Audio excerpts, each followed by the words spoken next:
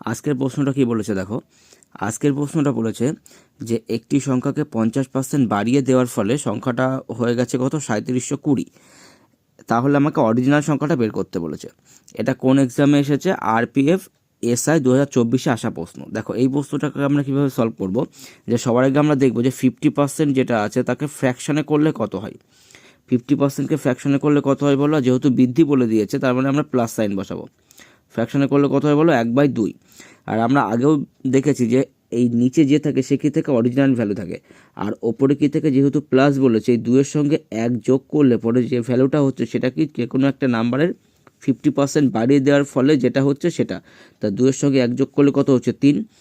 আর এই 3-এর ভ্যালুই কোশ্চেনে বলে দিয়েছে কত বলো তো? 3720। তা 3-এর ভ্যালু যদি 3720 হয় তাহলে 1-এর ভ্যালু কত বলো?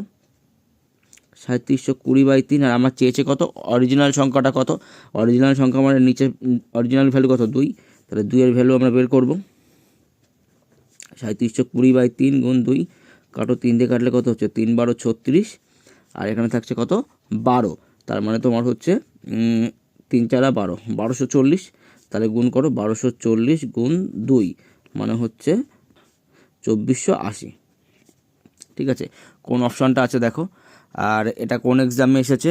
এটা এসেছে তোমার হচ্ছে আরপিএফ এসআই 2024-এ আসা প্রশ্ন। এবার তোমাদেরকে আবারও বলছি যে যদি তোমরা এই যে ফ্র্যাকশানগুলোকে কীভাবে কনভার্ট করা হচ্ছে বা কোথাও যদি বুঝতে অসুবিধা হয় আরও ডিটেলসে জানার জন্য তোমরা অবশ্যই বিসিসি কোচিং সেন্টার অফলাইন ব্যাচে যুক্ত হয়ে এইগুলোর এবং এত আপডেটেড কোশ্চেনগুলো ইজিলি শিখতে পারো এবং প্র্যাকটিস করে এক্সামে তোমার একটা সিট কনফার্ম করতে পারো।